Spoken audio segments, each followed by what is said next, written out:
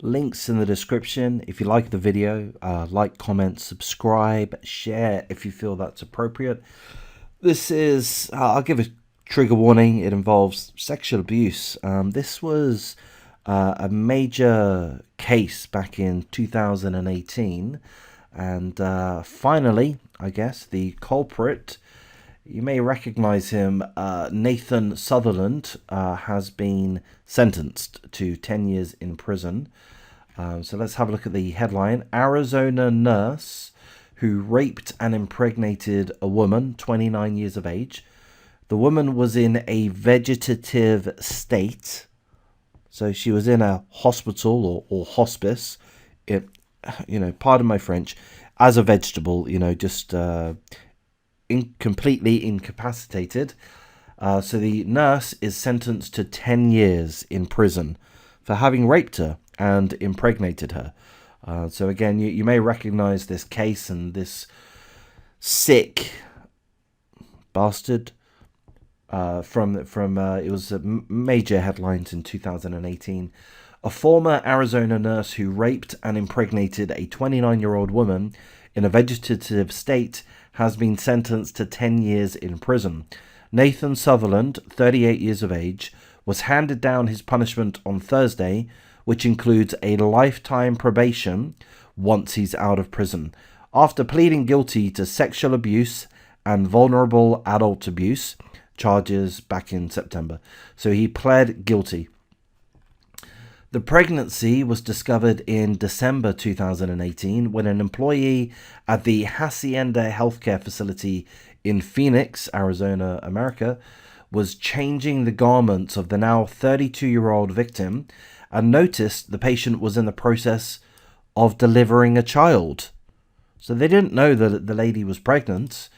Someone was changing the clothes of the incapacitated lady, and she was in the midst of giving birth. Employees told police that they had no idea that the woman was pregnant. Here's a quote: "I didn't realize I was capable of such an evil and disturbing act," Sutherland said. This guy here. Well, you are capable of that. That is how evil and disturbed you are, Nathan. Sutherland blamed being sexually assaulted at an orphanage and neglected by his mother, which he said caused him to act inappropriately and commit to that evil act. The former Hacienda nurse was given the harshest sentence he could have gotten after taking a slap on the wrist plea deal in September after pleading guilty to the crime. The victim's family requested Sutherland receive the harshest sentence, but they did not speak in court or to the media outside of the courtroom or the courthouse. The judge took into account the more than 1,000 days already served by Sutherland following his arrest in December 2018, and that's been deducted from his 10-year term. That's all I'm going to read. There's a fair bit more in the article, but I'm not going to go through the whole thing. Other than to mention this, the judge also approved a $15 million settlement with one of the victim's doctors, but the physician's insurer argued there's no obligation to pay it. So I'm just going to mention that final aspect, or actually this too. The state of Arizona settled with the family last summer for $7.5 million. So on the financial side, the article's only giving us 2 sentences, so not a great deal of information to go on, but it does look like the family has been awarded in excess of $20 million. It seems that the bulk of that is questionable as to whether or not they will receive that, but seemingly the state of Arizona has settled for $7.5 million. So I would imagine, I'm guessing, I don't know what I'm talking about, but I would imagine that would mean that those funds would indeed be received by the family, $7.5 million. So I would say, in my opinion, for whatever it's worth, it's not really worth anything at all, but I would say that the family has been financially compensated. Should the family be financially compensated? I mean, yes, I guess. I mean, this would have been a hugely disturbing, traumatic event for the family. But of course, for the victim in particular, and the victim, hopefully that money will be used to ensure the lady concerned, the 29-year-old, who's now 32 years old. Hopefully she will get full medical care from here on until the rest of her life, as long as we hope that may be. And also, hopefully, the child receives a fair amount of that settlement fee.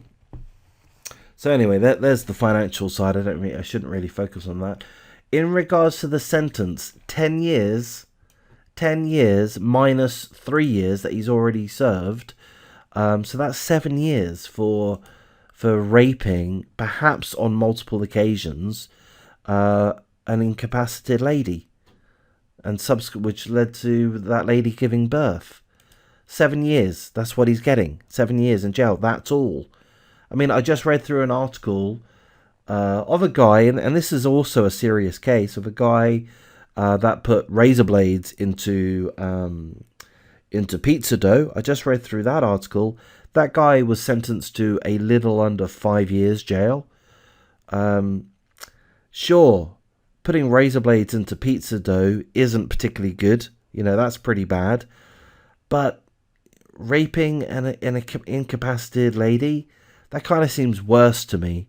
That kind of seems like even more evil. It seems worse, quite a lot worse. Maybe not. Maybe I'm just getting this out of perspective. But I don't know. 7 years in jail for that. That does not strike me as enough damage. I mean, if the state of Arizona realizes that this is an extremely serious situation, such that they agree to a $7.5 million settlement, and also the judge approves a $15 million settlement, those are huge financial numbers. So the judge seems to identify the seriousness of this event, of this case, but why hand out such a lightweight jail sentence? Look at some of the comments here. He raped a defenseless woman and only got 10 years, plus 1,000 days off for time served. He'll be out in 3 years. That's what this guy thinks, or this lady thinks. Maybe that's right, maybe that's wrong. We don't know at this point. But, we do know that people get parole, don't they? They get, they get paroled. They get their sentences chopped in two. Maybe he will be out in 3 years. What does this person say? The term nurse is widely used in the healthcare profession. Okay, we don't need to know that. Even 1,000 years is not enough punishment for this evil act. Well, I mean, look, what would I do? I mean, I don't like jail. Jail is expensive.